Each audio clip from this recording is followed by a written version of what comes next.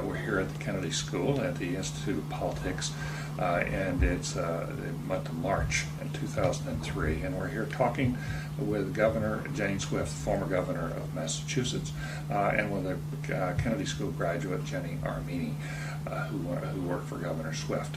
Just a word about background. Jane Swift was the first woman to become governor of the state of Massachusetts. She served in that office from April 2001 until January 2003, a period of some 18 months, and in a state which has seen very few women serve in positions of high office. We've never had a senator from this state until now who has been a woman. We've only had 3 members of the House of Representatives who have been women from the state of Massachusetts. A surprise, perhaps, to many from a state who's considered as progressive as Massachusetts. And Jane Swift was a Republican governor.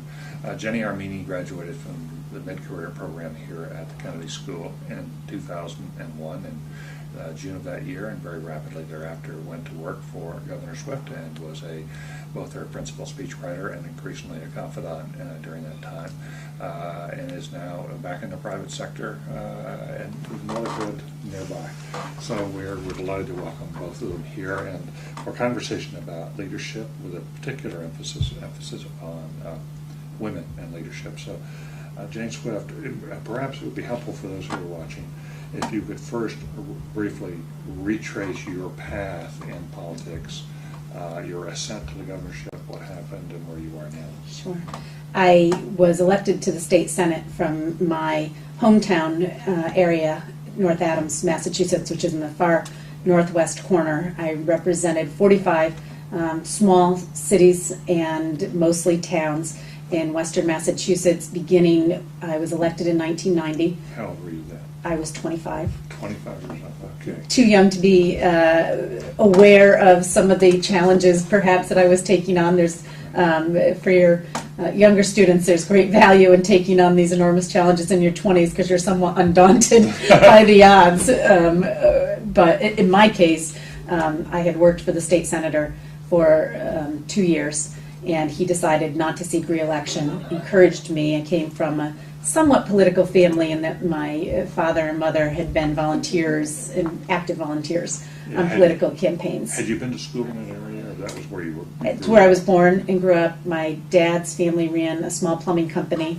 so my grandfather's name was on the side of plumbing trucks, so that was no doubt helpful, but the secret weapon in my early campaigns was my mother, who had been a teacher until the birth of my older brother, and then was the volunteer extraordinaire in Girl Scouts, schools, and the Catholic Church. And in our region of the district, pretty much everybody knew and liked my mom. And I think some of them, her name's Jean and I'm Jane, I think some of them were very disappointed when they realized they had elected me and not her in that first. And was your name Swift? Yeah. Was your grandfather's name Swift? Was the Yes. name on the truck Yeah. Swift? Yes. Yeah. So that currency worked well. Yeah, let me ask you this before we go further. There's a good deal of research about male leaders, especially presidents, that suggests the successful ones have had strong mothers. But there's been a suggestion that for women who have ascended in positions of leadership, that's often dependent upon having a strong father. Mm-hmm. And I wondered, in your case, your mother seems to have played a very significant role. But I think it's both. How that worked out. Yeah. I will tell you, I think the key components as we get further into the interview, I think at times it's come back to bite me, but my father's family was very patriarchal. I worked in the plumbing company, but I was not allowed to work as a plumber's assistant like my brothers were, but I worked in the office. My father bent the rules a little bit in emergencies and let me deliver parts to work sites when I was the only one who could drive a standard shift vehicle, and the parts had to get there or the whole job would stop. But pretty much my grandfather's view was a very traditional view. My mom, I think, came from a very traditional immigrant family that helped my father to expand that view, but I think my parents themselves, great value, and as a parent I think about these things a lot, were that they really raised us to be gender blind in terms of our ambitions, our talents, and what we could succeed. I cannot ever remember either of my parents conveying to me that there was something I wanted to do or I thought I should do that I should not or could not because of my gender. It just was a non-entity, which is a little strange considering that Title IX was passed when I was playing high school basketball, and so I was one of the first beneficiaries of new uniforms for the girls' team because the guys needed warm-up, so they had to spend money on the girls too. But I think that was very helpful for not in any way dampening my anticipation of what I could do. It had its downfalls and naivete. I didn't realize when I decided to run for the state senate that there had never been a woman elected to either branch of the state legislature from my county. And I didn't realize until after I was elected that I was only the 13th woman to ever serve in the state senate in Massachusetts in 2000. Wow. Numbers 13 and 14 were elected when I was elected in 1990, which came as a complete shock to me. Now, had my parents raised me to be aware of these things, maybe those would have been fairly intimidating things to know beforehand. I have this great line in my bio that I was the youngest woman ever elected to the state senate, and I always say to people, that's great until you find out even today I think we're up to 21. So it's not that tough to be the youngest of 20. People assume there were hundreds and hundreds, and I beat them all under the wire. Two things I want to clarify briefly. The family, an immigrant family from? Italy. Now, it's Italy now. It was Austria. I see. And it came when? The early 1900s. I see. So your granddad... My grandmother came between World War I and World War II. I see. And My grandmother was 9 years old. She was the oldest. And the Swift grandfather? Forever back to the Mayflower, Protestant Irish. Oh, so this is an amalgam of the two lines together. I see. Yeah, all right. And then when you grew up in Western Massachusetts and you went to college? In Hartford. So I went away to college. I went through the public schools in North Adams. Yeah. Fuels my passion for public school improvement because it granted me access to one of the finest public liberal or private liberal arts colleges in the country, Trinity. In Hartford. Yeah, and then you came back, and soon thereafter, after working in the plumbing company, you soon thereafter... Actually, I worked in the plumbing company during school. I worked in retail in Hartford for a year, and then, for all the wrong reasons, came back to work for the state senator from my hometown, who I knew, who my father had been involved in his campaigns about a year out of college. Right, all right, yeah. So you go to the state legislature, and how were you received there? It was actually good timing. In 1990 was the wave of republicanism when Bill Weld was elected. It shocked the political establishment. It's interesting to me that there will be some younger class members who will see this who only remember Massachusetts with Republican governors, but in 1990 we had a long drought of Republicans in the corner office all the way back to Frank Sargent, I believe, in the 70s, so decades. And let me just, could you ask him if they could, so the wave of Republicans comes to... So Bill Weld gets elected. Right. He has what our current governor does not have, which was a veto-sustaining minority in the Massachusetts Senate. The Massachusetts Senate went from having 9 Republican senators out of 40 to having 16 as a result of the outcome of the election. I was well positioned because I was a member of this large freshman class of senators. We almost outnumbered the incumbents. But I had relationships, having been a staff member, with the incumbents. Yeah. And so this was a part-time job for you? No, it was full-time. Full-time job. It was a full-time job. And how long did you remain in the Senate? 6 years. And did you work your way up during those 6 years? I did. I was appointed to the Ways and Means Committee, which was a great appointment in my first term, and then into leadership in my second term. How did you make it from Ways and Means into leadership? How hard was that? Not as hard as it would have been if I was a Democrat, because there were 5 leadership positions, and by the time I was in leadership, there were 9 members of our caucus. We shrank dramatically after that first big success. So there were out of the 9, there were 5 leaders out of the 9 people. Out of the 9 I was very savvy, David. I was the swing vote for each camp had 4 votes, the 4 people who were going to be paid. I hooked my star with a fellow Western Mass folks. I was his fifth vote to win the leadership position, and miraculously, soon thereafter, a fifth paid spot was created. It was paid. The leadership position was paid? Yeah. And the non-leadership positions were Not paid. So this really determined the outcome of elections, as you can imagine. I can imagine. But I mean, let's be fair. On the Democratic side, every Democrat in the Massachusetts Senate is in a paid leadership position. I didn't know that. Yeah. Wow. So there's Really? the only people who aren't getting extra pay are the Republicans not in leadership, and comedy Yeah, between the right, parties. right, We right. seem to address those inequities. I understand. Okay, so you move into a leadership position, and you Mhm. serve there for 4 years in a leadership position, Mm-hmm. and then what happened? I run for Congress, Okay, and I lose, which was awful. I didn't It like was a it. close race. It was a close race. Why did you lose? Because Bob Dole ran for president and topped the ticket, and my youthful arrogance didn't acknowledge that if the top of the ticket got beat by 37 points, that was tough to overcome.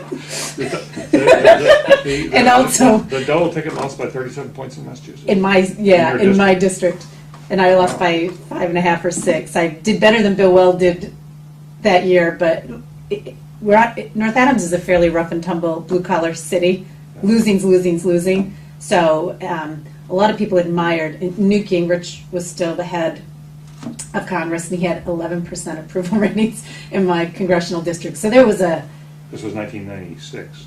this was not a good year to run as a Republican in Yeah, Massachusetts this was for like a federal. Bill Clinton had made a comeback in 1996 Yes. as president. Yes, A year with some after. brilliant advice from Dick Morris. yeah. Yeah, right. Dick Morris actually advised Bill Weld and Republican senators like me in '92. Yeah, well, Dick Morris is A different story. That's a whole different Yeah. story. Well, let's not go there. Yeah. He's a fascinating figure. Yeah. So with that, did you think your political career was at an end, or was I it did. just in a detour? No, I thought it was I thought my elected political career was at an end because I'm from North Adams. It's the small city in the Commonwealth. You don't run statewide because you have no power base. Right. A lot of people would love for me to run again for the same seat. I don't have that gene. I thought I'd given the incumbent a very good fight, and I also knew that, at least was on hold. My political career was on hold for a long period of time.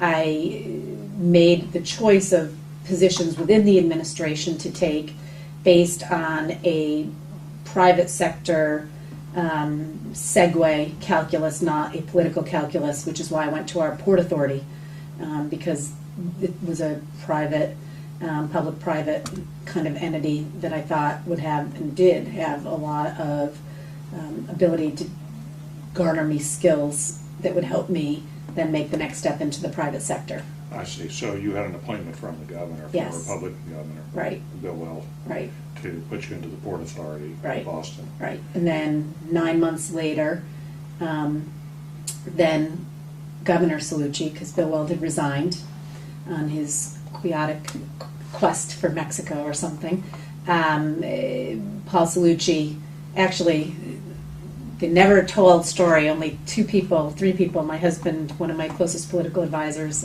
and I know this, but in September of 1997, I'd been at the Port Authority for 6 months, Paul Cellucci called me, asked me if I'd run for Congress again. I said no. Asked me would I ever consider running for statewide office. I said I didn't think it was realistic, but that if he ever needed me to take on a particular role, that would help him to be elected to a full term in his own right.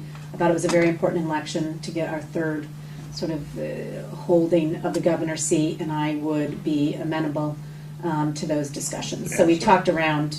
Yeah. So the Republicans had won in 1990, won the governorship. There was Yeah. a new election in 1994. They won. Reelected, big. And Weld resigned. Well, then Weld resigned. So Cellucci Cellucci's came up from going to be up in lieutenant governorship. 98. He was going to be up in 98. That was the third big election in Right. a row for Republicans, Right. and you wanted it to be helpful if you could. Right. However, he thought I could. Yeah, right. So 2 what months did- later, he called me, asked me to join his cabinet. It was the first cabinet opening he had. I assumed we were getting close to the calendar year of the election.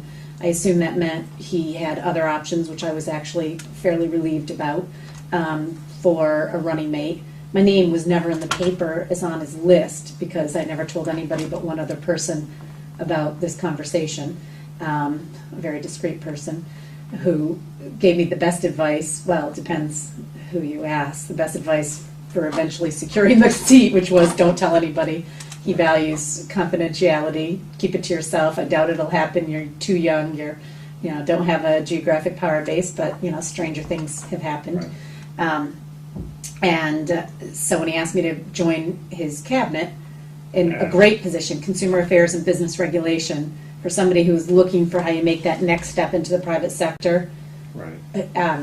So this was a continuing on your part, a continuing way to pave a road or bridge over to the private sector from politics by taking a couple of positions in the public sector that were very related to the private sector. Exactly. I was at Consumer Affairs for, I think, a whopping 7 weeks when the governor called me to his office, which, if you've ever been in an appointed position, that's either really good or really bad news. And early in your tenure, it can only almost ever be really bad news. Now, if you ask my husband, it was very bad news.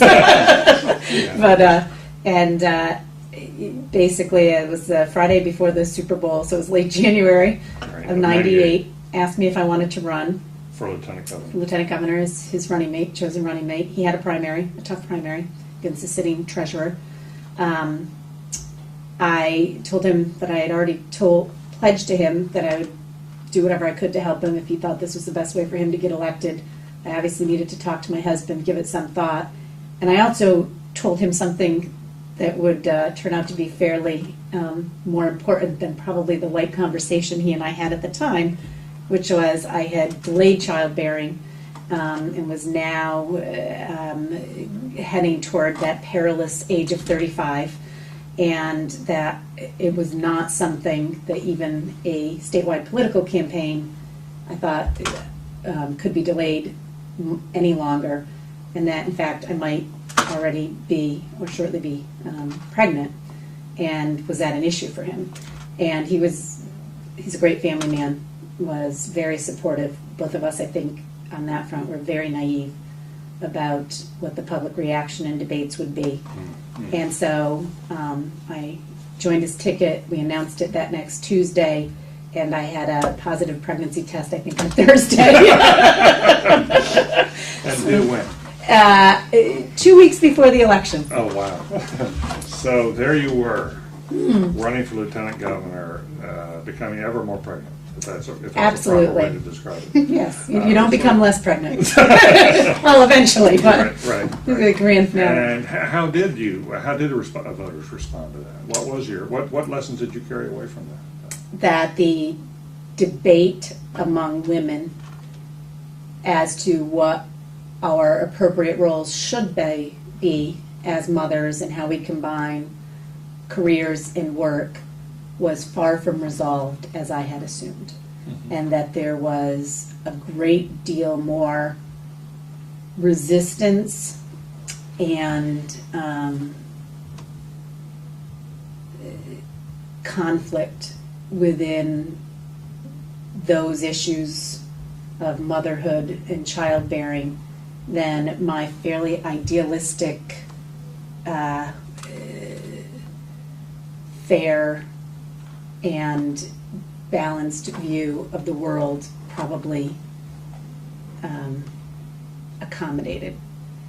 And at first, I was just sort of shocked. And in retrospect, only one who has never yet gone through a pregnancy and become a mother for the first time could be as blithe about taking on these challenges as I perhaps at times was.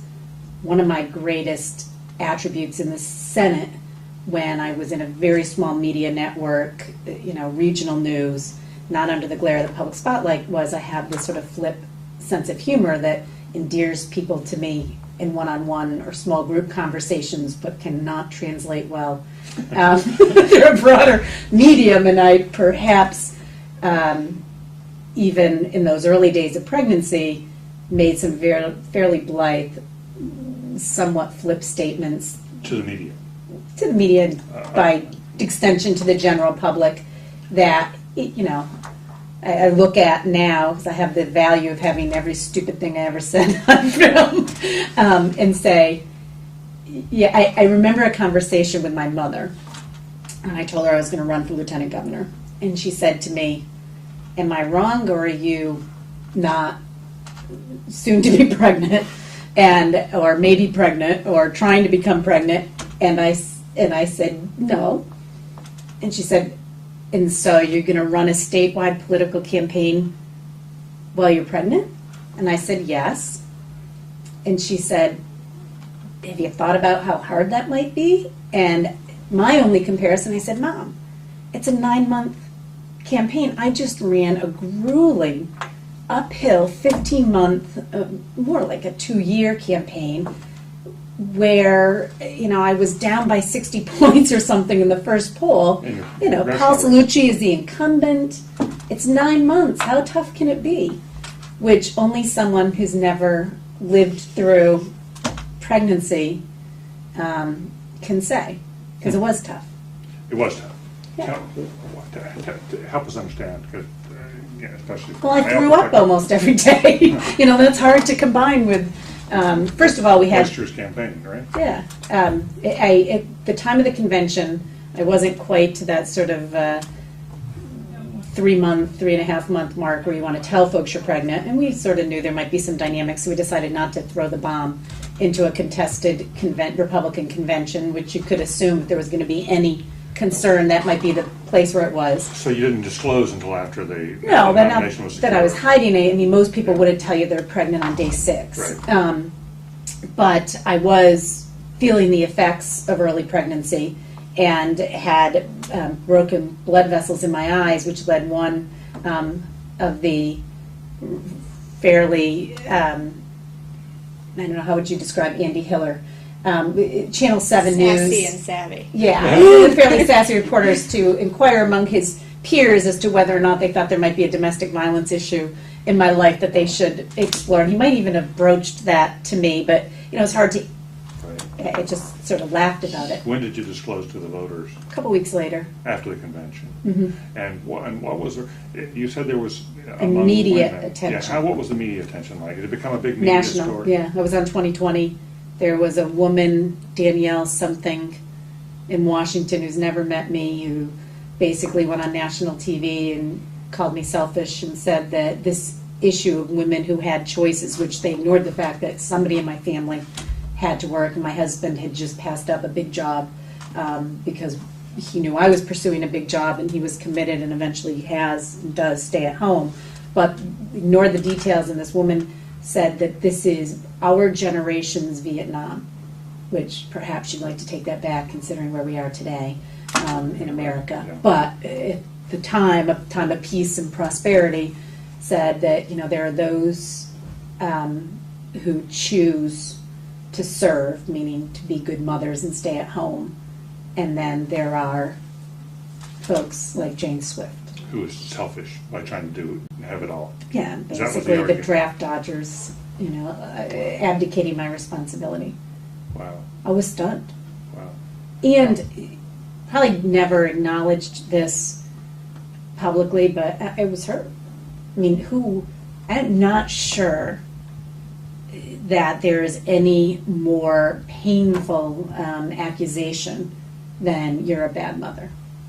And I think whether that's felt internally or really is as powerful to the public as it feels to you personally, I think throughout my tenure, sort of acting as if those, at times, accusations of dereliction of duty and motherhood were irrelevant was not the reality. So did you find that the majority of women supported you, but there was a vocal minority? Was that the I situation? think so. You found yourself Although I was surprised that I would go in. The general consensus was that the issue that was raised played to Governor Salucci's advantage. She was a Republican running in Massachusetts. It got him a chance to see his soft side. In the end, my being on the ticket did matter for the governor's election, but only in the way that any other running mate does, which is geographically. He got much better vote totals in the 4 western counties where I was known, and it was a close enough election that that mattered. So most of the attention was given to my gender, to the pregnancy issue. I don't think if you went back and looked at the numbers that you could find much evidence that the issue colored votes at the end of the day. It was more your geographic balancing. The same thing that, every president picks a vice president under. But the thing that's always been interesting is, there's all this smoke, all this discussion, and the, very focused political consultants will tell you ignore it. I don't think you can ignore it, because I think if it went unaddressed, right, it could have had a negative impact. Right.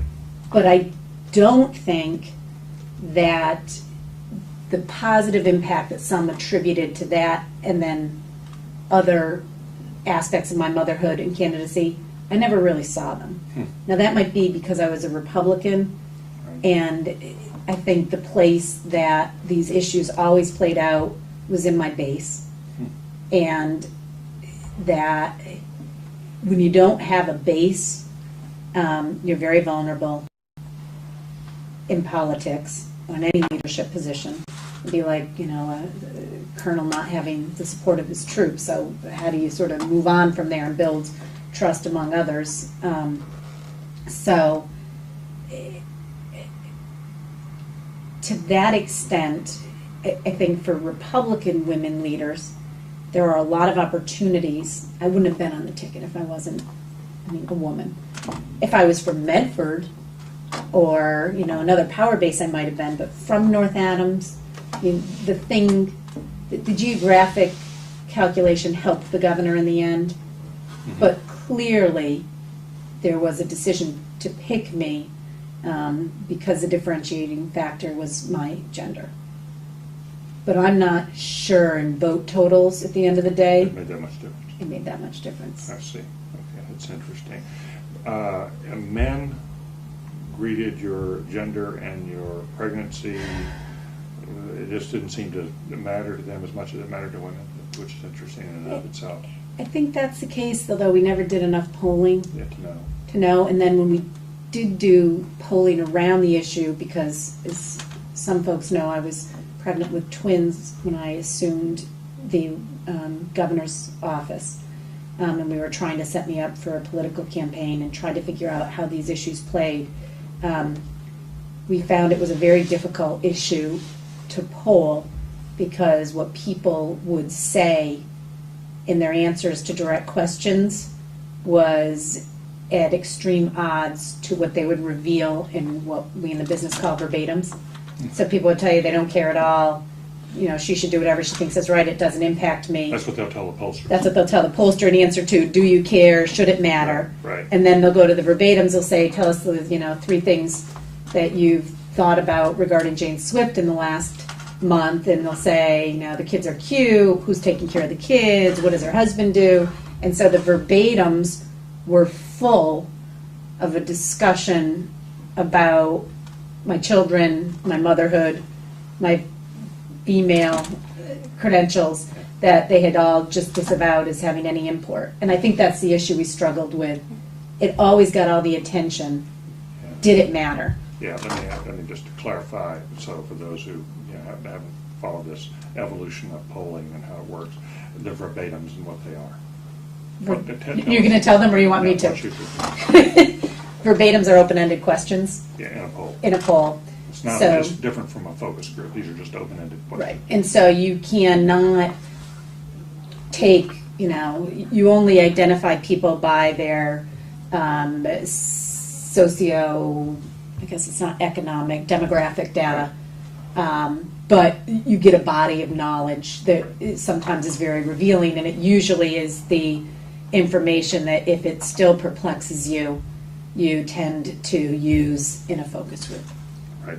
So, and it's much more. It gets more expensive. It's very expensive, and it's I think harder from a research base to quantify it, right, because it's sort of people's sentiments. right. Right. I've often done and I want to come back to you, but actually I had the experience earlier in my life of going to a place which was taking polling and listening to the conversations on the telephone, on the polling, and you get such a different sense when you listen to people's tone, Right.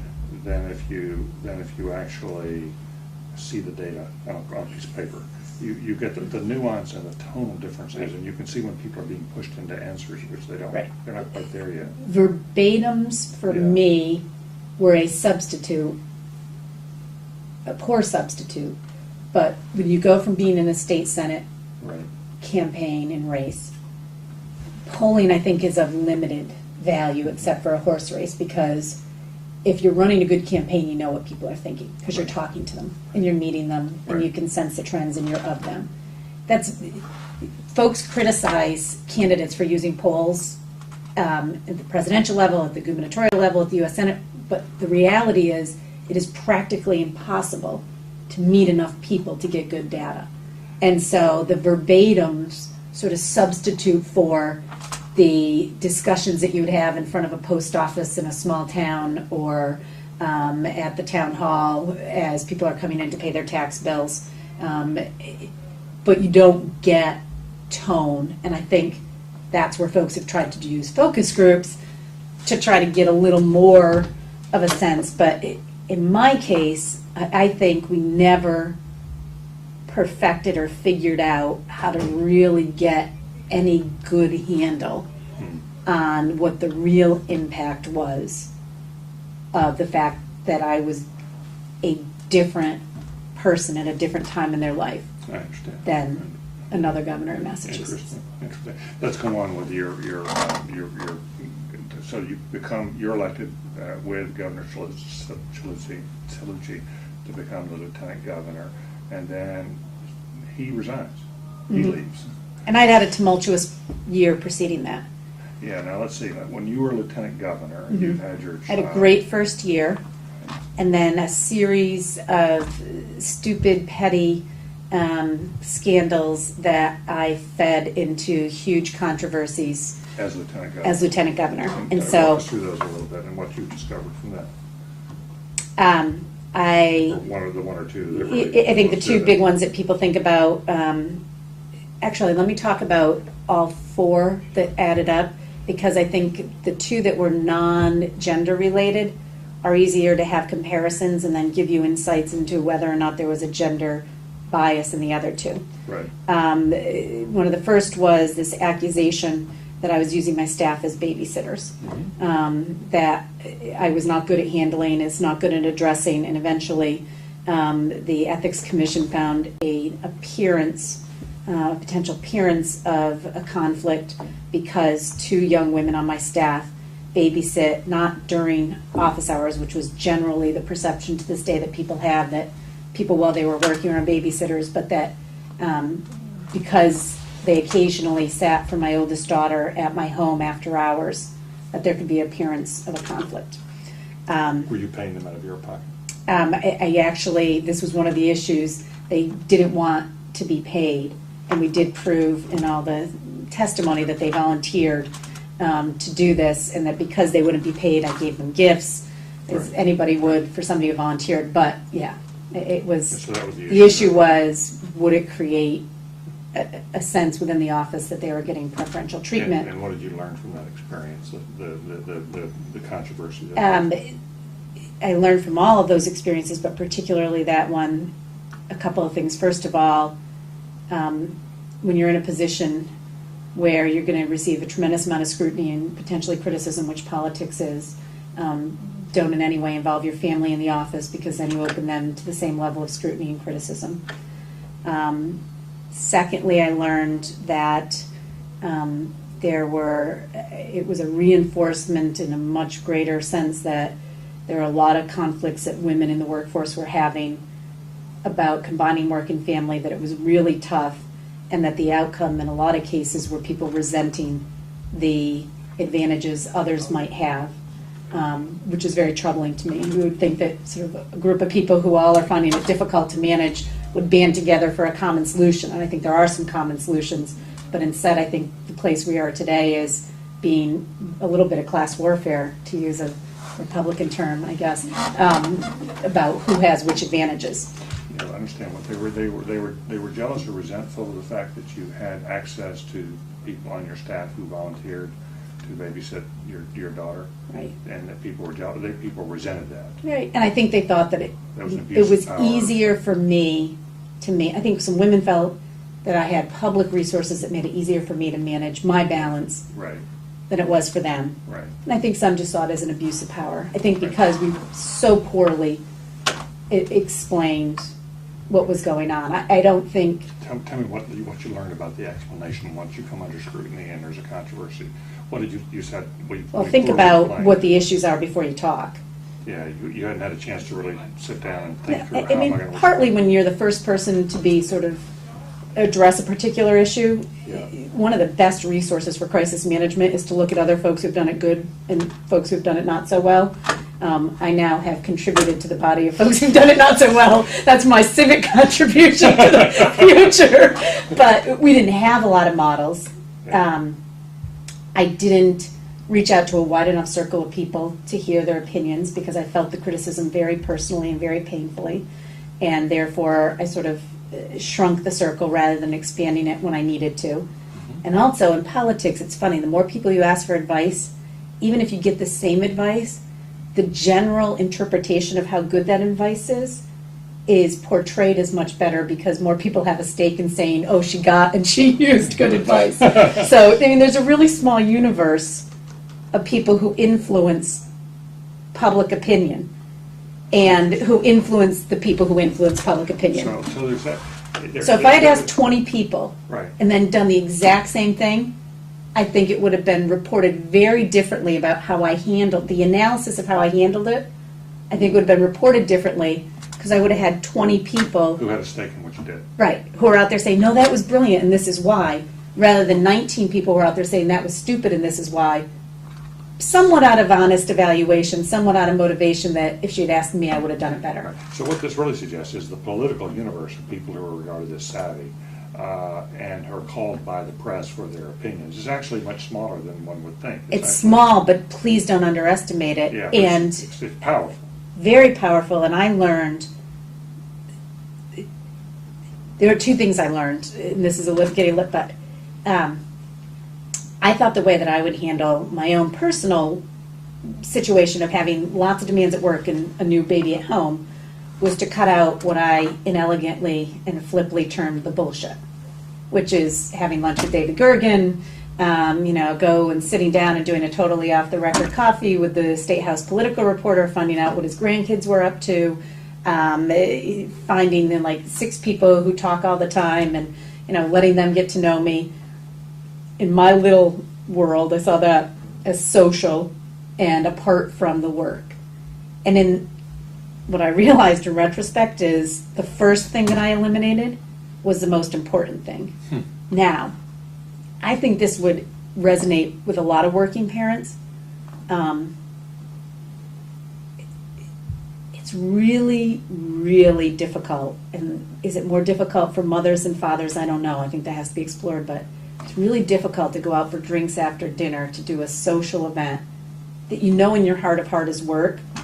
But when your spouse, who's been at home all day taking care of the baby, is still dealing with the wonderful but monotonous and demanding work of taking care of a baby, and you say, the reason I'm not going to be home till 6:30 is because I'm going to the Four Seasons to chit-chat with, this important person. There's a real conflict there. Yeah. I mean, how do you...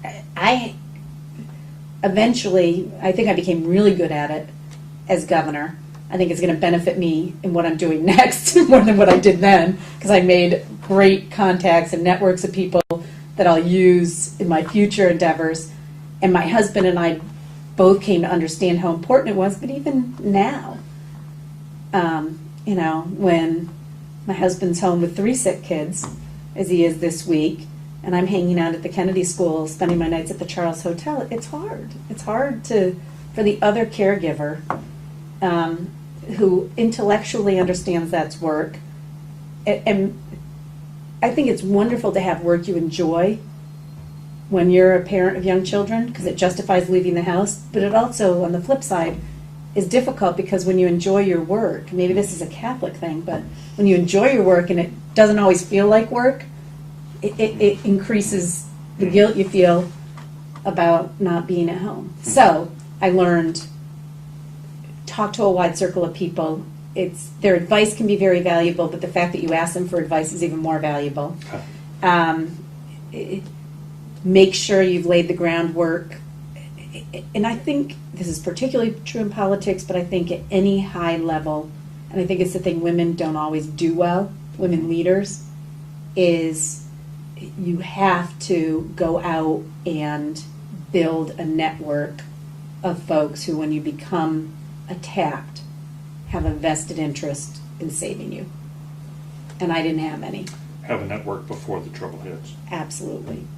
And if you're going to be in a high-level leadership position, trouble will hit. So you can't bet on not having to do that work. And I do think, and there's probably some good studies, that we talk about in politics, women have a hard time raising money because we don't have these circles.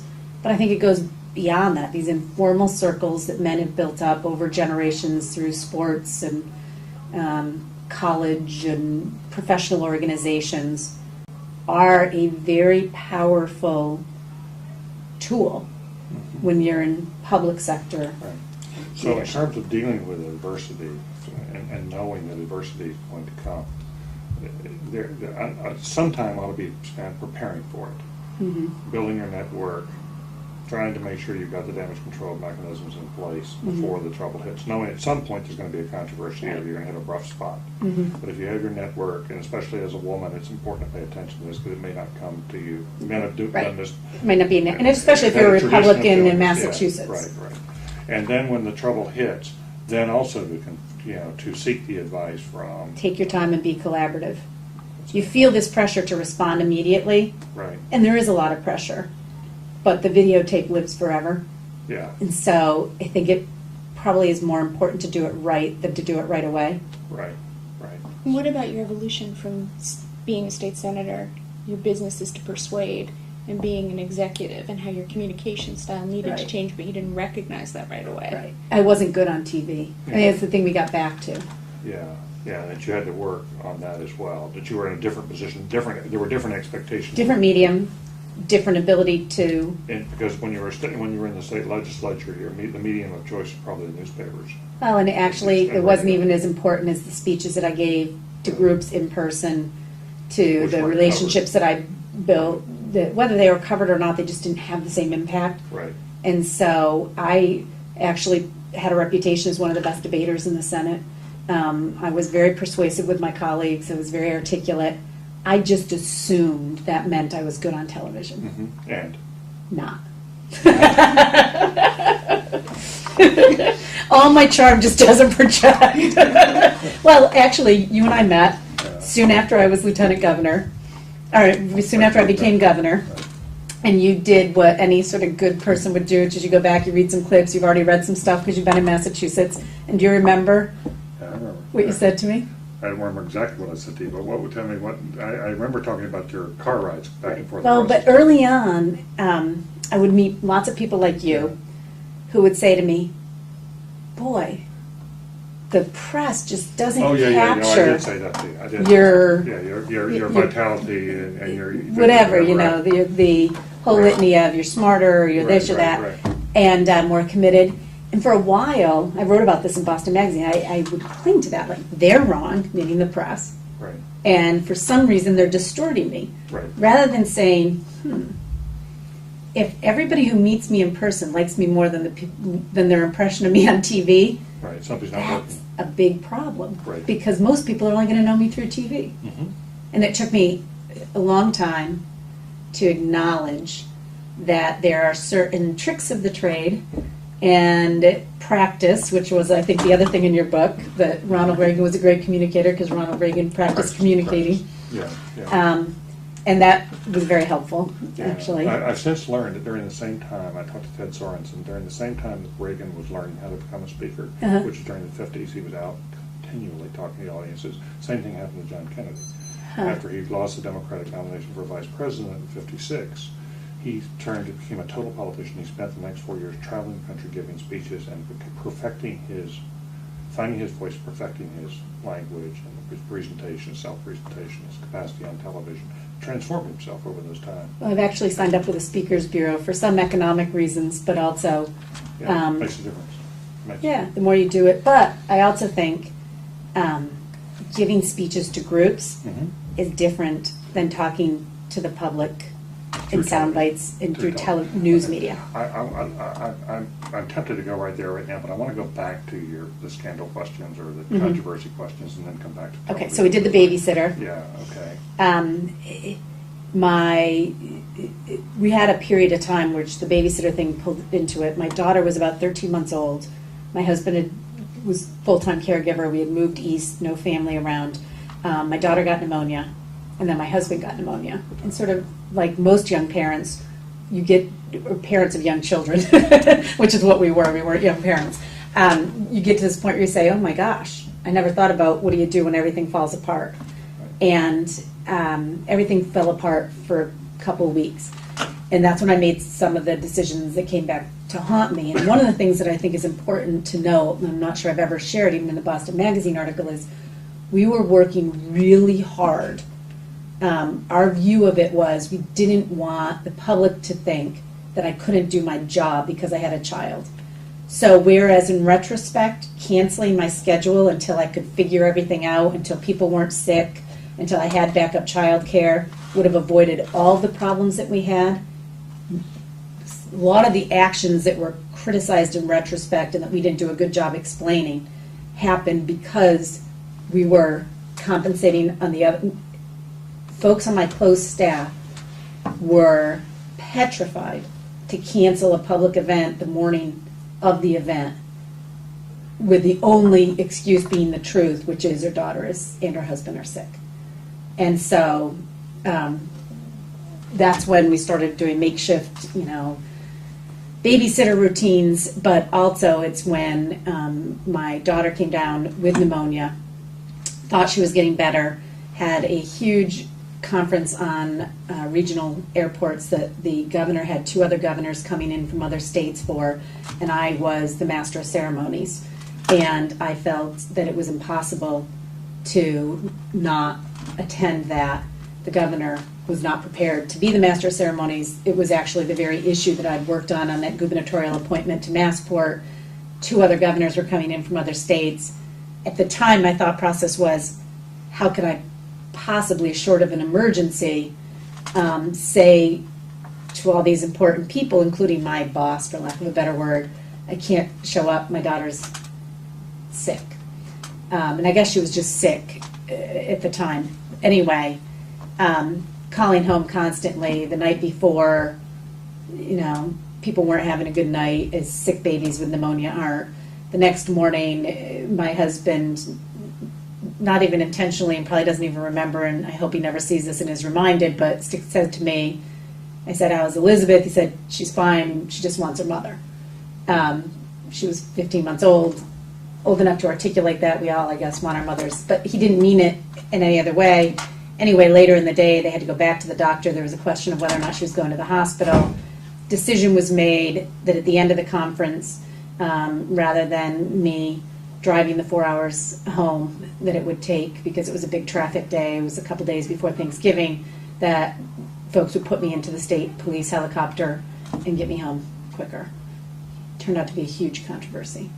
Do you think this was you were accused of using a state helicopter to essentially attend to family affairs? No, actually, early on, we didn't tell people why I took it. Right. And I think there was a lot of, first of all, people thought I was accused of doing it to beat the traffic. To beat the traffic, I see. Okay.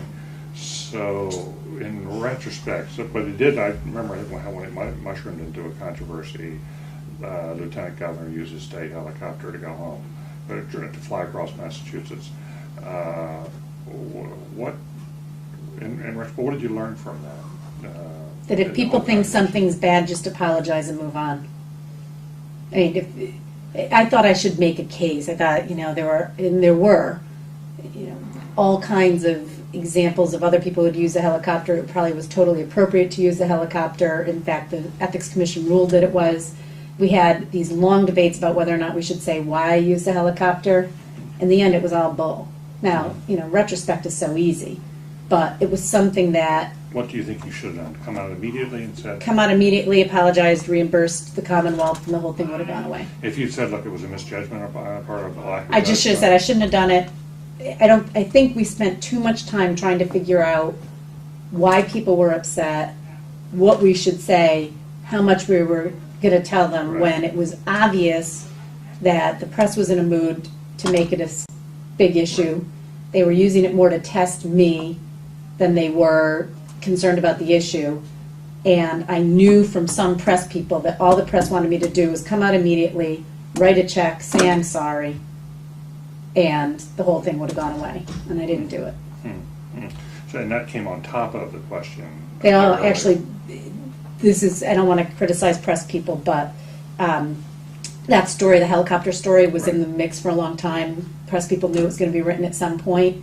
We knew the babysitter type story was going to break, and our press person at the time thought a different paper, the other major newspaper had the helicopter story, thought it would be a good idea to let them run with that story on the same day, just to get it all out. Just to go ahead and get the babysitter story, which hadn't broken yet. Yeah. And the helicopter story. Out on the same day. And do you think that was a mistake? Get all the bad news out at once? Yeah. You think it was a mistake? Only because of the dynamics of two competing papers. Right. Because one paper won't write about the other paper's scandal. Right. But when it became a total scandal, all kind of related in their mind, they abandoned that generally held principle. Right. And it just blew up. Right. The whole thing mushroomed. Right. And you just had to ride it out. I didn't. We also, the governor at the time was not in a good mood with the press. And so the day these stories broke, we decided to try our new philosophy. I've got to think of a polite way, even though this isn't a public tape, to say it, but it was basically our go to hell to the press philosophy we decided to implement that day. We had never implemented this philosophy before, but we had been discussing internally that the media sucked and we were victims, more the governor than me, and nobody thought these were big issues, which they weren't at the time. And so we said, you know what, this is a perfect day to unveil. It sounds so stupid, doesn't it? It's beginning to sound like the perfect storm. Yeah. Everything comes together at one time. We're not going to do what you want us to do, which is send the lieutenant governor out, stand her in front of the office, and answer all your questions until you're done. We're going to start playing by our own rules. And so we made this decision that it was much better to give every reporter 20 minutes with me, with a sit-down in my office that we thought was much softer, much better, except it's really hard to be, even had I had as refined and good a message as I should have about, I'm sorry, I suck, I'll be a better mother and a better governor tomorrow, or lieutenant governor tomorrow, I didn't have the humble. It took me 6 months to learn to sound humble, which I'm much more humble probably than I ever came across, but apparently humble is not my gig on TV. So, see, this is how I get myself in trouble. But, I didn't know you needed to wear a light-colored suit and, lower. There's all tricks, I didn't sound sorry. I probably was more sorry than I sounded. But I couldn't pull it off for an entire day, which it turned out, physically scheduling it. I sat in my office for an entire day, and I didn't say this. One by one. Yeah, and I got sloppy. Over time. Had you had one press conference and dealt with it exhaustively? Well, I did eventually. And then I did very well. Right. And it's funny because after this sort of month of hell, I kept getting these stories of, if only she had been this good then. It was like you could never be excused for the mistake, and every good press availability, every good interaction you have with the press afterwards, rather than sort of reversing people's perceptions, were used as further evidence of, well, why couldn't she just have been that good in the beginning? If she had, she wouldn't have caused all these problems. And you would have cut the legs off the story. You wouldn't have had it was almost Christmas. Before it went away. No, I mean, when the story broke. I mean, which is great dead time. And so it just went on and on and on. Into like July of the next year, a different time. Never left. It never left. No. I mean, even now, the Never stories left. will get written. It's part of the boilerplate. Yeah. Well, so you survive.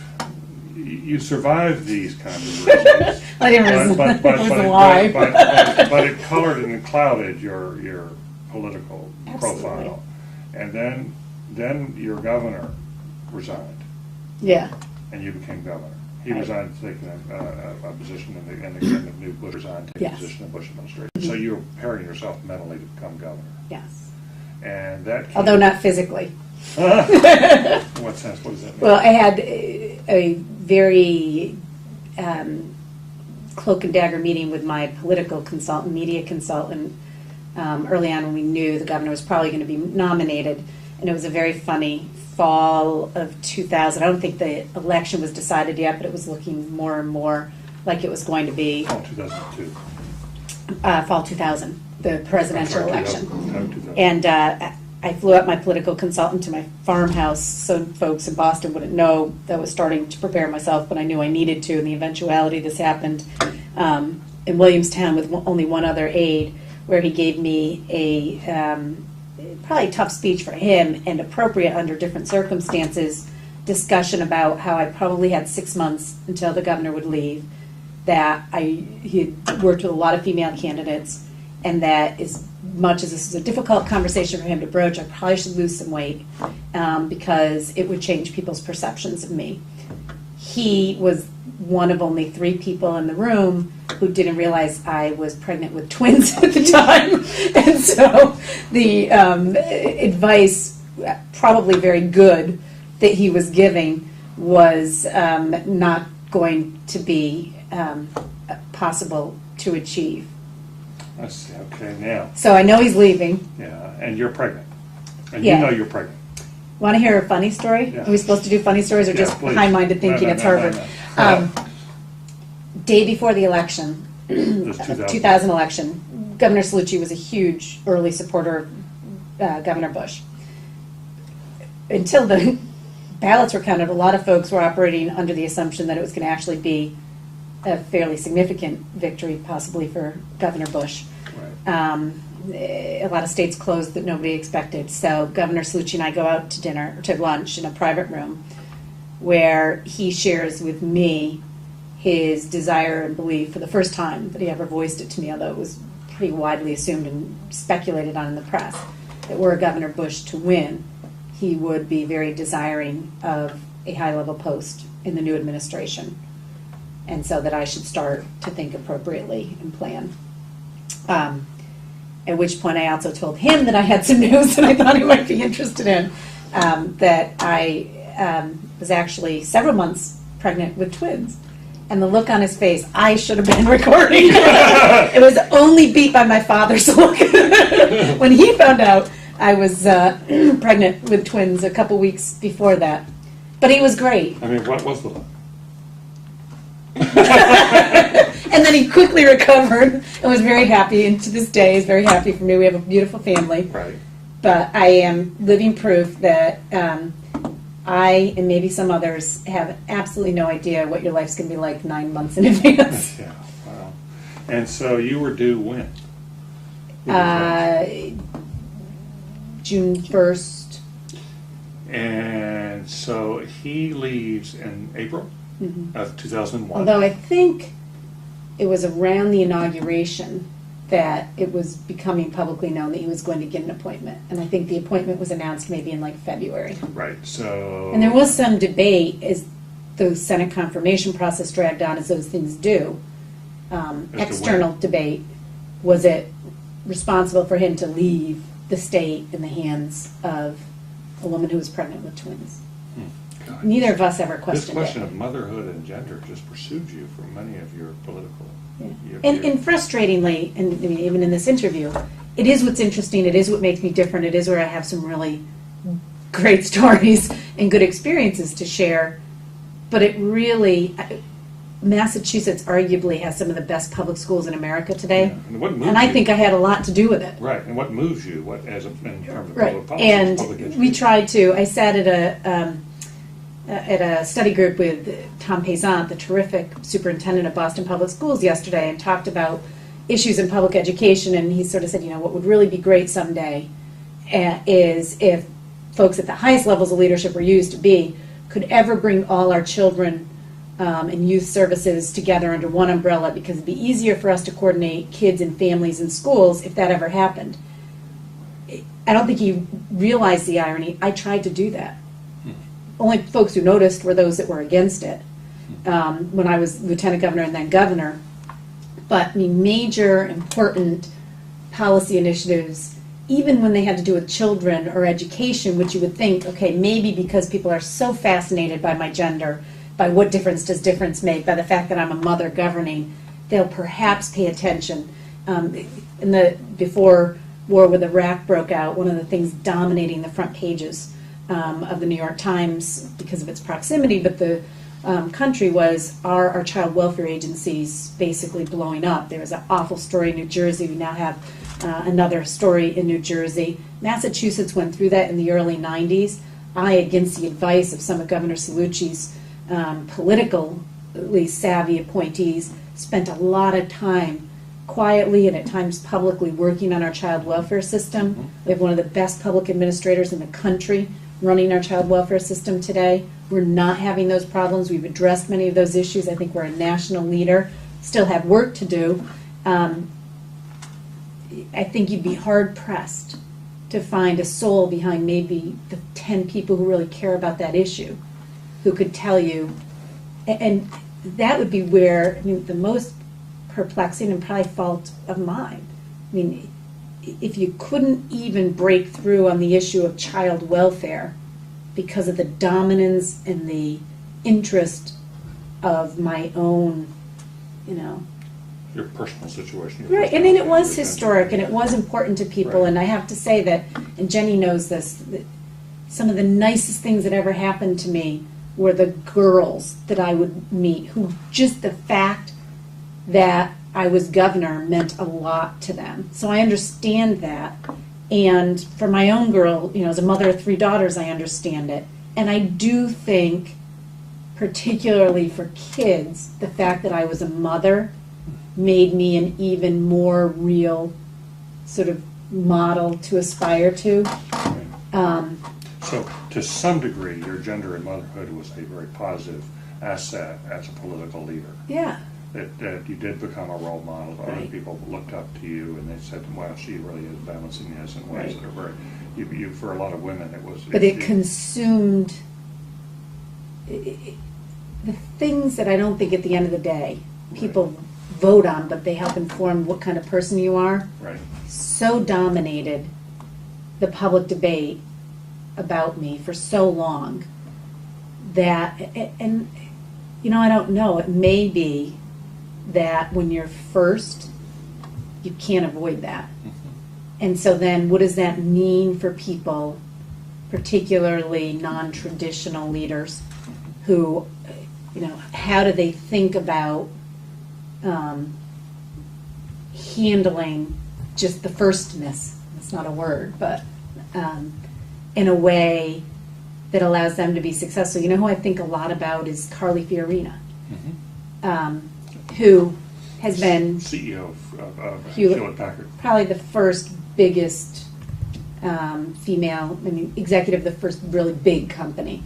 And a lot of women's organizations have at times been critical of her because she hasn't engaged more in the whole women's progress, women's advancement issues in a very public way, but has been more focused on doing her job, doing it well. And I think that some of that has definitely receded, but she chose, and maybe she had different options, but she chose a model where she, I assume, determined, but it would appear, that just being successful in the position that she was the way to manage being first, and not to engage the broader debates that her being there would engender. Now, it may be that being a public leader, you don't have the same luxury of saying, you know what, I'm just not going to talk about women's leadership while I'm the governor. And there were lots of things that I didn't talk about because we did try not to feed the issues, but there's a lot of conflict. I mean, there was a lot of conflict when you talk to speechwriters. I mean, it was what people wanted to hear. They wanted to hear about How do you do it? the balancing question. Yeah. How do you They do wanted it? answers. They wanted solutions, a lot of which I didn't have. It was what interested them. On the other hand, to be out there and taking, by definition, controversial positions, because anything that's widely debated has some controversy, on an issue that would overshadow everything else and wasn't central to what the voters cared about, wasn't a great political strategy, at least one that had never been proven. And we struggle with that a lot. And Jenny can probably talk Yeah, about Jenny, that. how did you struggle with that with speeches? We tried to find a balance so that, that is what people were interested in, at least a little bit. So you acknowledge it, make a reference here and there, and then use it to grab the audience and get to the meat, what you really want. How did you make that turn from? Well, I mean, it's more just not dwelling on it. It's more of an acknowledgement, a light joke here or there. Don't make news. You're right. Don't make news. But satisfy people a little bit, and then use it to grab their attention for the important stuff. But how do you use it to grab their attention? Well, because then at that point you have them. And I think we could do You it, draw them in. Right, you draw them in with that. and I think we were more successful in doing it in an individual speech than in the broader media. Well, right, because there it's a feeding frenzy. When you face the scrum outside the governor's office. Talk to us about learning about television. Being thrust into suddenly realizing that a person who's good on her feet as a speaker is not necessarily good on television, and what you learned about that. What and your tricks of the trade, as you call it. Well, first of all, I'm going to talk about this in my study group tonight, but appearance matters a lot. More than one would assume.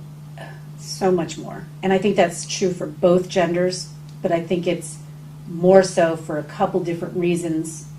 I'm not sure yet how I assign weight to those reasons, but for women, I think it matters more because I go by the multiple mistake theory.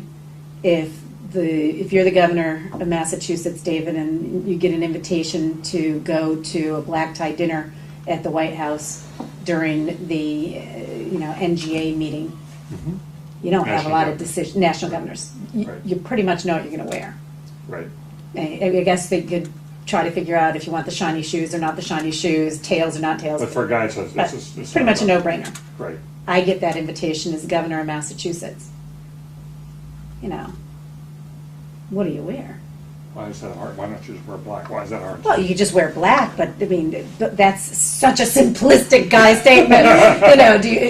If I was Jane Swift, wife of David Gergen, who was the governor, I'd wear probably sleeveless black. I mean, it's probably about the fanciest invitation you could get. Right. And the things that say fashion for women's dress are not necessarily appropriate. But this is another great story. I went to the Gridiron, which is the big Washington dinner. Right. Got invited probably because I had children, but I was still the governor. Right. You would not believe the fights, the debates, and the discussions over what I was going to wear. What was the debate? What was I going to wear? What was appropriate? So I'll tell you at the end what it came down to. I had this great, I thought, shell with black velvet pants. But I was told by the woman on my staff who was very close to me through my entire tenure as governor. We always have these trusted aides. They have a variety of different titles, but I call her the mean one because she is the one who would have to tell me all the things I didn't want to hear, and we're very close. But the mean one tells me that there is a written rule somewhere, as said by one of the establishers, because there are very few people look by, of fashion for women governors at these events, Christy Todd Whitman, that you cannot reveal your shoulders as a governor, a female governor. I guess a guy probably wouldn't either. So, go look for appropriate, very dressy, black tie, even black colored dresses that don't reveal your shoulders. There aren't a lot of them, particularly when it's spring in Washington. So I muddle through, Guess who the Republican speaker was at the Gridiron that year? Yeah. None other than Christy Todd Whitman. Huh? Guess what she was wearing? Sure. Not a stitch on her shoulder. She had a spaghetti strap around her neck. It was the greatest triumph of my entire time with the Mean One. I came back. I was so sorry I didn't have a camera, and I said to her, the Christy Todd Whitman, the ruler of no sleeveless, showed up at the Gridiron, of all places, with barely anything, if anything, concealing her, whatever this is, your neck and collarbone. So anyway, but I mean, it's silly, but it's true. I mean, how do you look like, I was going with the Christian Science Monitor, the Globe was going to be there.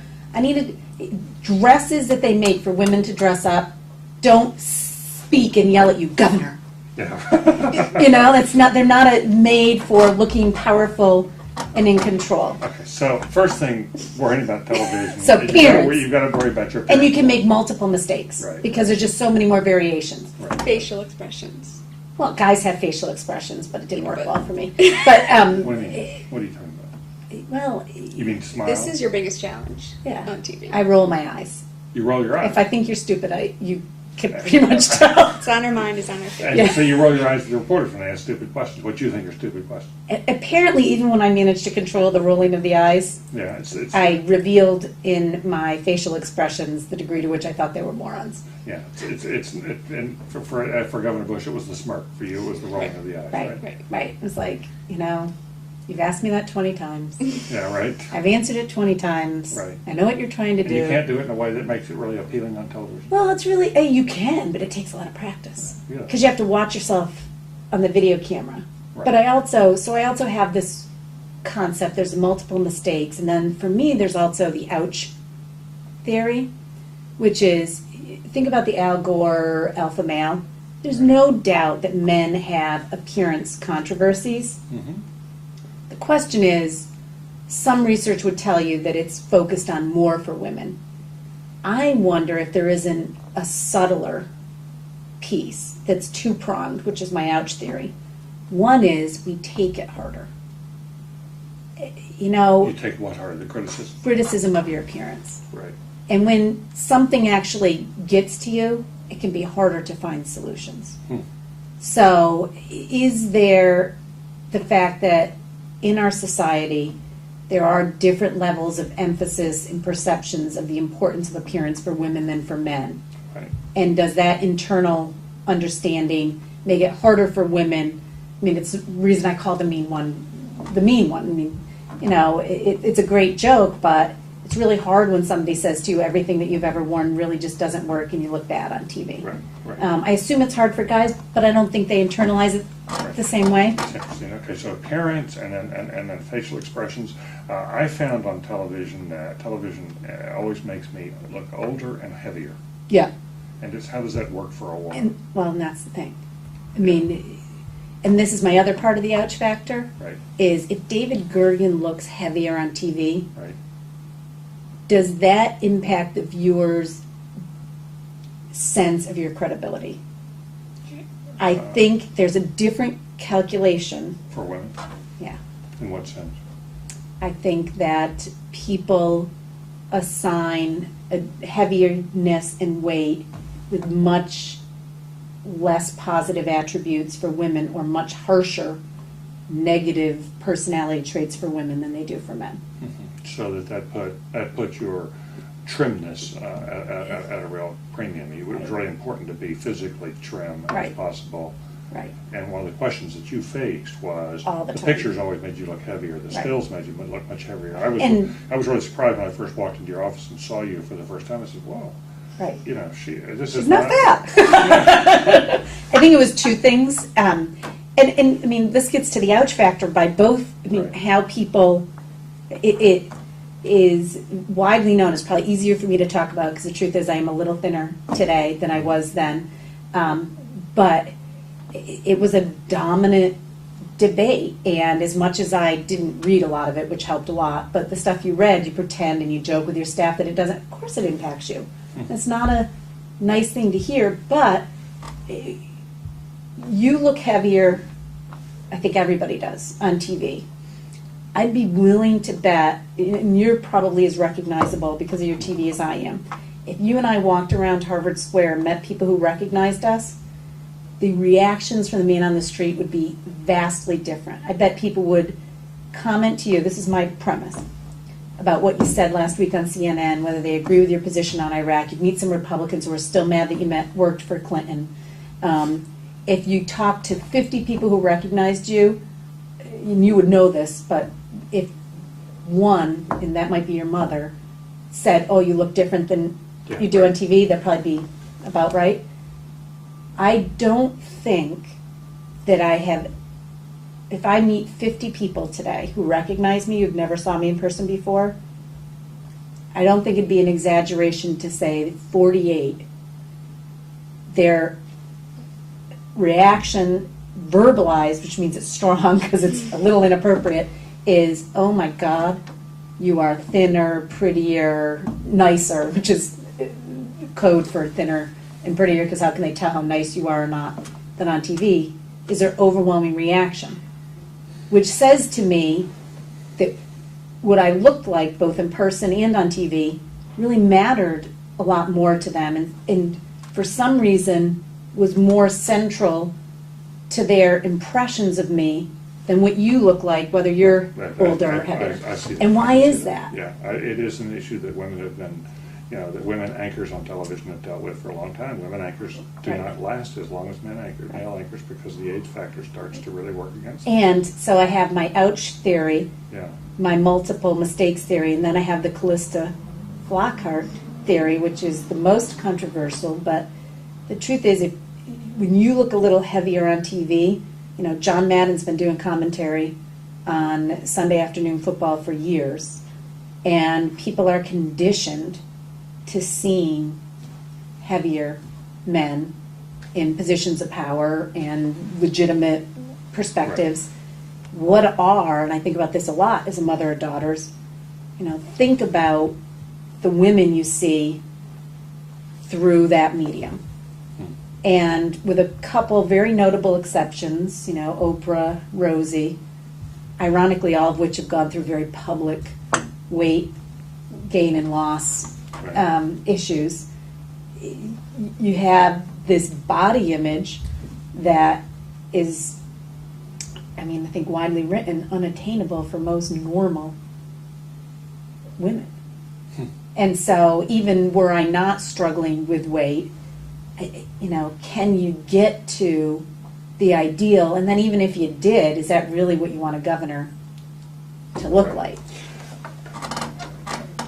Beyond the appearance and questions, what about the substance of what you say and how you say it? Does it make a difference as a woman on television? How you speak? I think that I think you can't get, I hate to say this, but I think it's really hard to get past the appearance. I think there is such a dominance that what you're going to say in practicing it is extraordinarily important, but it can't be separated from how you're going to present yourself visually. I think for women, there is as much as thinking about all the communications pieces work the same way for women as men in political discourse. Know what your point is, only answer the question with the point that you wanted to make. All those training things I think work very well. But I think that if you believe you can only do those, and because there are some guys who are just really good at making their point, they make really articulate arguments, who can survive on television and can be very persuasive, or at least survive it. I think women can't assume that if you're, an A+ on all those other communication scales and ignore, which is what I did for a long time, the appearance piece, that you can be even moderately successful, because I just think it has such a strong impact on the viewer. And one of the things that we tried to work really hard at is, and I think some news anchors do this too, how do you perfect a look that makes your look not an issue? Take the looks out of the question. Right. Which you would assume means nothing, but it means everything. Yeah, but let's come back then full circle to this appearance question. And what you learned is sort of the ABCs of appearance. I won't hold you much longer, but you mentioned appearing in light clothes, for example. But if you're sorry. Just walk through, what are the ABCs then of appearance from a woman's point of view? I think, first of all, my advice would be it's not static. And so I would advise any woman in a leadership position who's going to deal with TV, and that's in business or politics or whatever, to consult professionals because they know.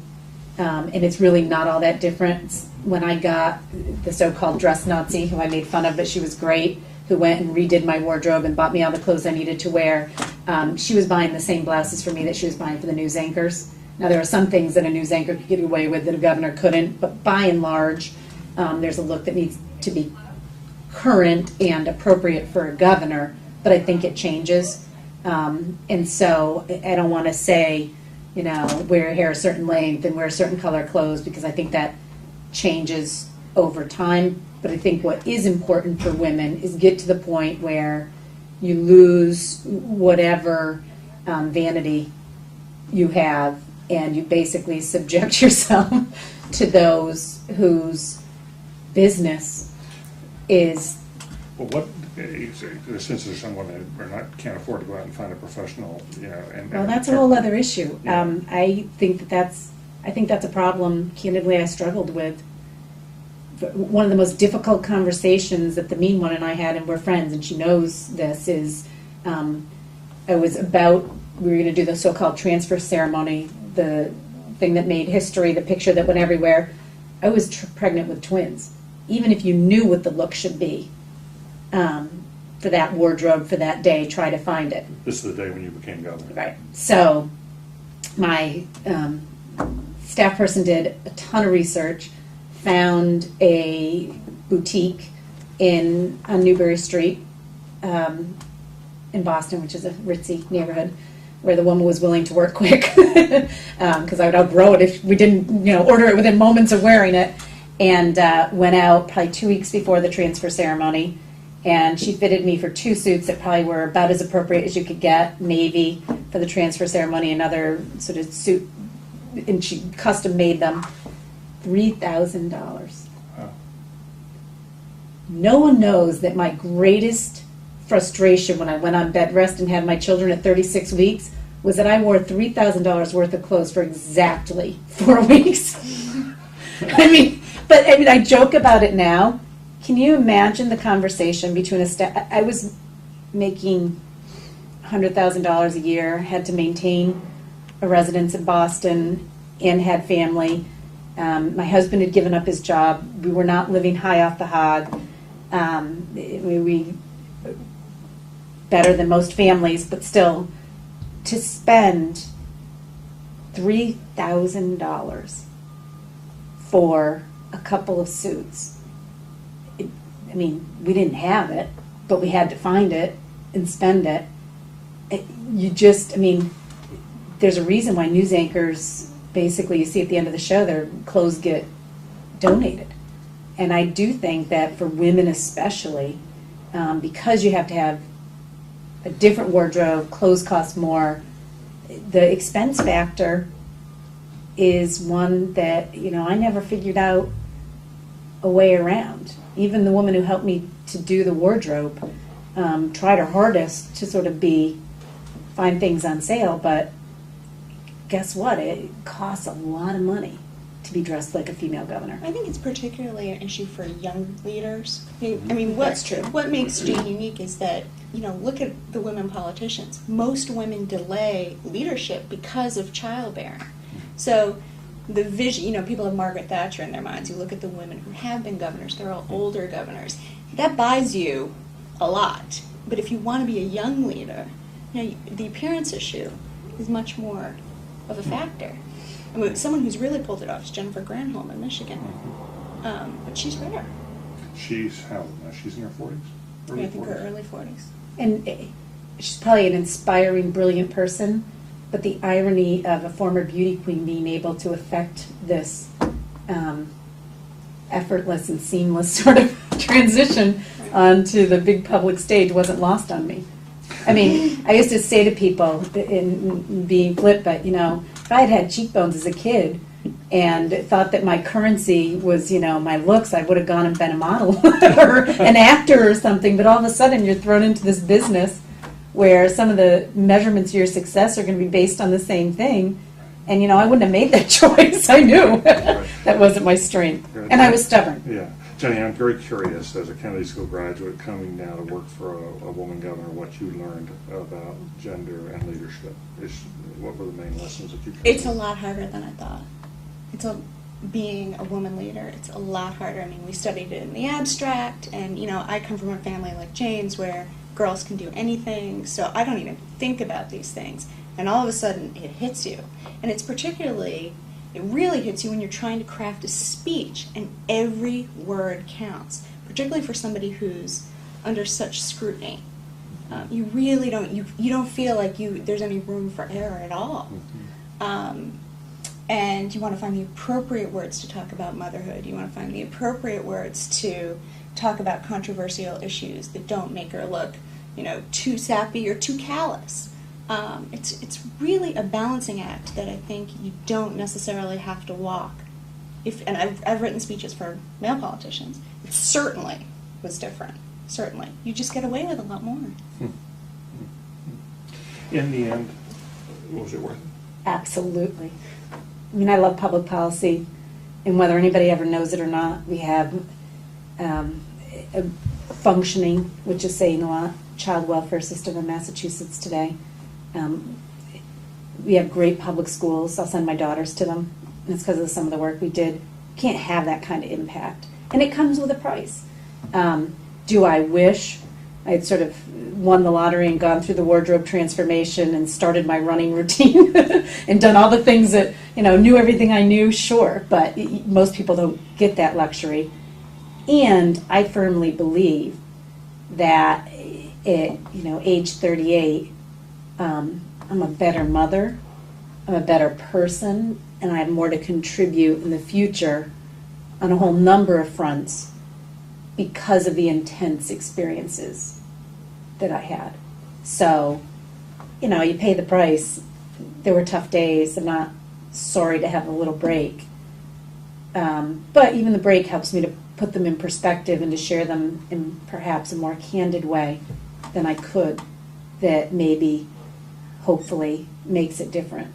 And I do think we saw a little bit of that. She probably wouldn't say it yet, but the female candidate for governor on the Democratic side, I think, had a little more maneuvering room, maybe a lot more on certain issues, because of the press's own reflection of the way in which they dealt with some of these new issues.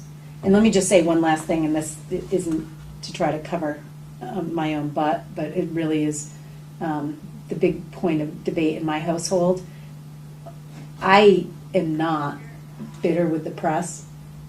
What I came to realize is the press is a reflection of society, and that's a little more distressing because the work that needs to be done. If I just had to, you know, go over to the Shorenstein Center and convince all the press people who come through to change the way they cover women politicians, that's a scalable, doable project. I think it's bigger than that, and that's probably the piece that is gives me energy to talk about some of these things, but I think it's a little bit more depressing than those who would say it's just a media problem. I think there are still a lot of conflicting sentiments in society and a lot of issues we need to resolve for our daughters so that they don't face the same things. Right. Well, my sense is, Jane Swift, that we will see you in the public arena again. But in the meantime, congratulations for the service that you did perform for the good people of Massachusetts, and thank you for taking the time here with you and Jenny Armini. Thank you. We appreciate both of you very much, and it's good to have you back here in our Thank midst you. as well. This was my mother, who had been a teacher until the birth of my older brother, and then was the volunteer extraordinaire in Girl Scouts, schools, and the Catholic Church. And in our region of the district, pretty much everybody knew and liked my mom, and I think some of them, her name's Jean and I'm Jane, I think some of them were very disappointed when they realized they'd elected me and not her in that first. And was your name Swift? Was Yeah. your grandfather's name Swift? Was the Yes. name on the truck Yeah, Swift? yes, I see. yeah. I see. So that currency worked well. Yeah, let me ask you this before we go further. Then there's a good deal of research about male leaders, especially presidents, that suggests the successful ones have had strong mothers. But there's been a suggestion that for women who have ascended in positions of leadership, that's often dependent upon having a strong father. Mm-hmm. And I wondered, in your case, your mother seems to have played a very significant role. But I think it's both. How that worked out. Yeah. I will tell you, I think the key components as we get further into the interview, I think at times it's come back to bite me, but my father's family was very patriarchal. I worked in the plumbing company, but I was not allowed to work as a plumber's assistant like my brothers were, but I worked in the office. My father bent the rules a little bit in emergencies and let me deliver parts to work sites when I was the only one who could drive a standard shift vehicle, and the parts had to get there or the whole job would stop. But pretty much my grandfather's view was a very traditional view.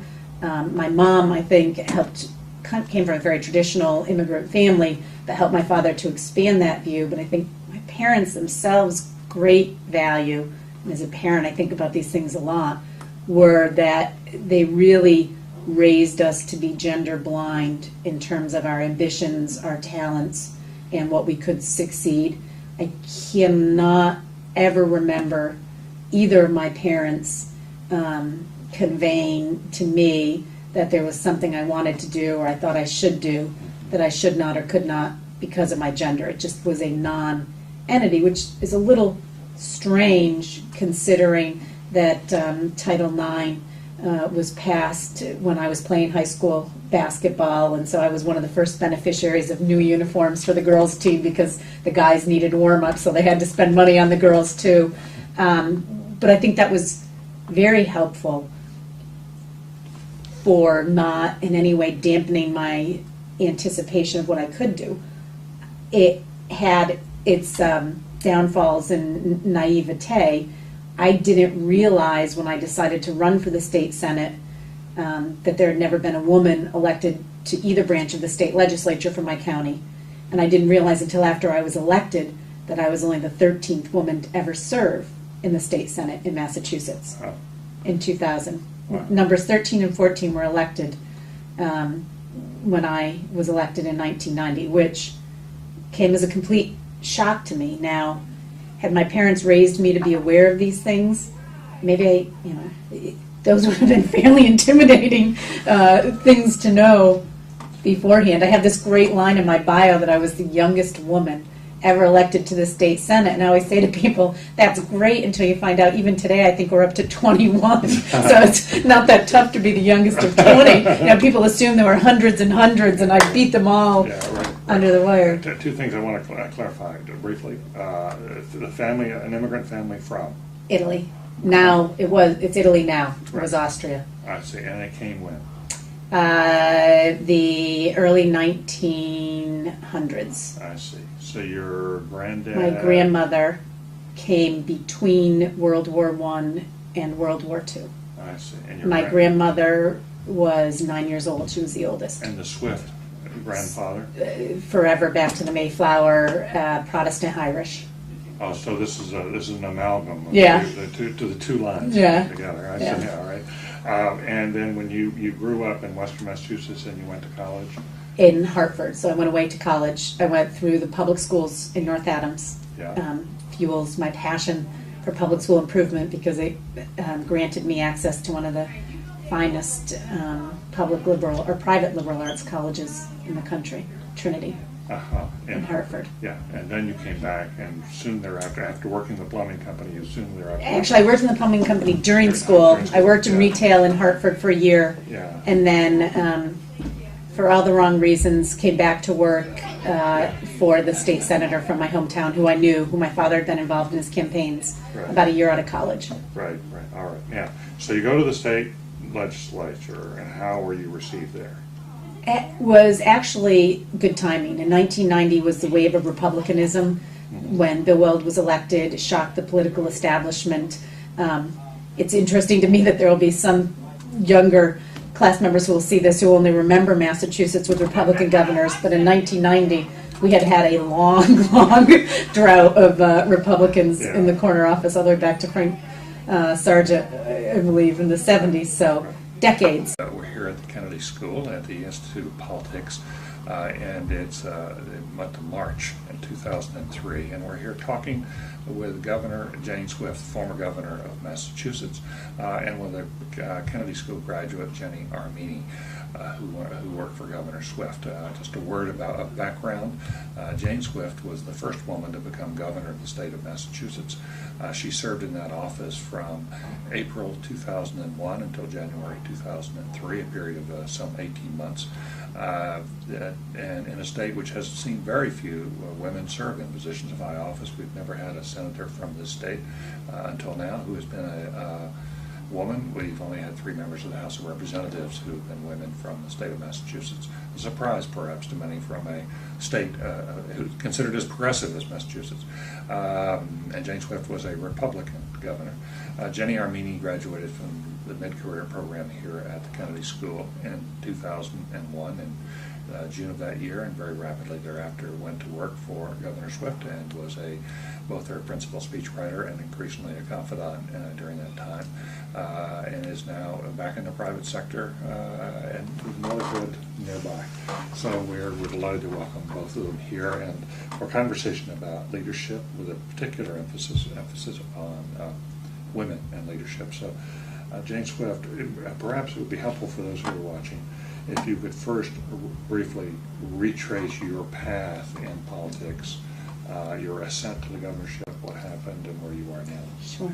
I was elected to the state senate from my hometown area, North Adams, Massachusetts, which is in the far northwest corner. I represented 45 small cities and mostly towns in western Massachusetts. I was elected in 1990. How old were you then? I was 25. 25 years old, okay. Too young to be aware of some of the challenges perhaps that I was taking on. There's for your younger students, there's great value in taking on these enormous challenges in your 20s because you're somewhat undaunted by the odds.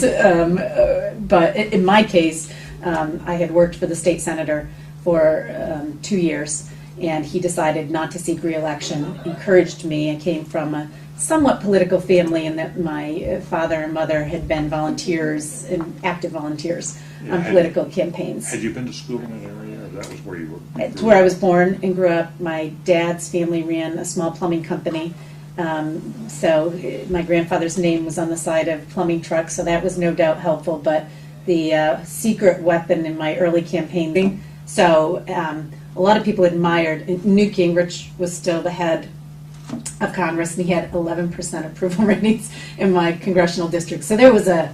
This was 1996. This was not a good year to run as a Republican in Massachusetts for a federal... Bill Clinton had made a comeback in 1996 yes. as president. Yes, with some brilliant advice from... Dick Morris. Yeah. Right. Dick Morris actually advised Bill Weld and Republican senators like me in '92.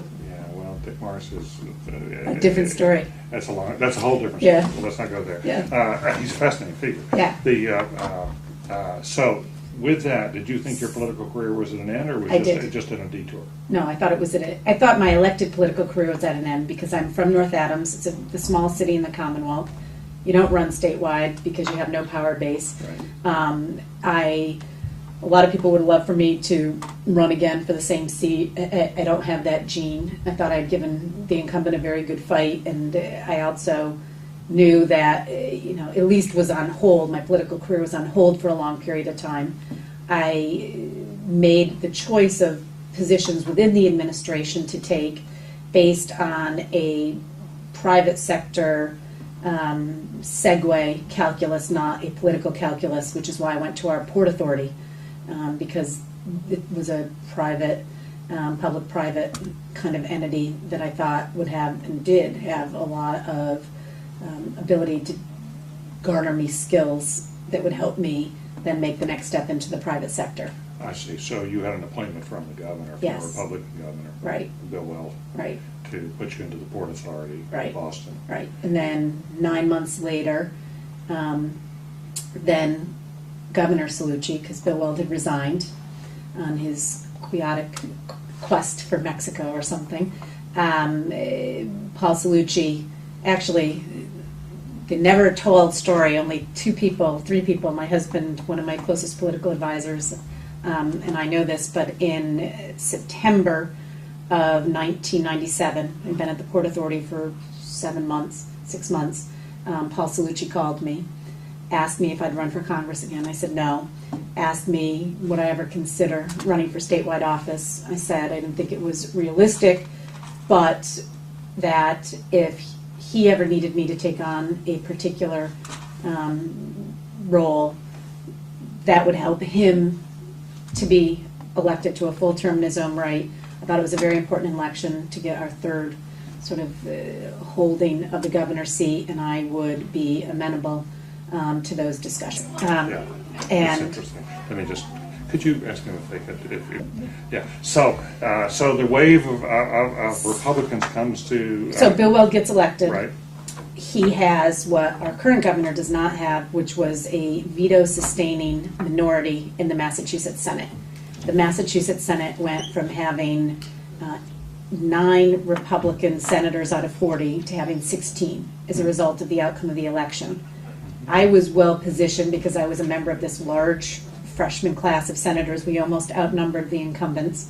But I had relationships, having been a staff member with the incumbents. Yeah. And so this was a part-time job for you? No, it was full-time. It's a full-time job. It was a full-time job. And how long did you remain in the Senate? 6 years. And did you work your way up during those I 6 did. years? I was appointed to the Ways and Means Committee, which was a great appointment in my first term, and then into leadership in my second term. How did you make it from Ways and Means into leadership? How hard was that? Not as hard as it would have been if I was a Democrat, because there were 5 leadership positions, and by the time I was in leadership, there were 9 members of our caucus. We shrank dramatically after that first big success. So there were out of the 9, there were 5 leaders out of the 9 Yeah. people. Out of the 9 I was Republicans. very savvy, David. I was the swing vote for each camp had 4 votes, the 4 people who were going to be paid. I hooked my star with a fellow Western Mass folks. I was his 5th vote to win the leadership position, and miraculously, soon thereafter, a 5th paid spot was created. It was paid. The leadership position was paid? Yeah, And the non-leadership positions were not paid. So this really determined the outcome of elections, as you can imagine. I can imagine. But I mean, let's be fair. On the Democratic side, every Democrat in the Massachusetts Senate is in a paid leadership position. I didn't know that. Yeah. Wow. So there's the only people who aren't getting extra pay are the Republicans not in leadership, and comedy between the parties. We seem to address those inequities. I understand. Okay, so you move into a leadership position, and you serve there for 4 years in a leadership position, and then what happened? I run for Congress, Okay, and I lose, which was awful. I didn't It like was a it. close race. It was a close race. Why did you lose? Because Bob Dole ran for president and topped the ticket, and my youthful arrogance didn't acknowledge that if the top of the ticket got beat by 37 points, that was tough to overcome. And also, the Dole ticket lost by 37 points in Massachusetts. in my district, and I lost by 5.5 or 6. I did better than Bill Weld did that year, but North Adams is a fairly rough and tumble blue collar city. Losing's losing.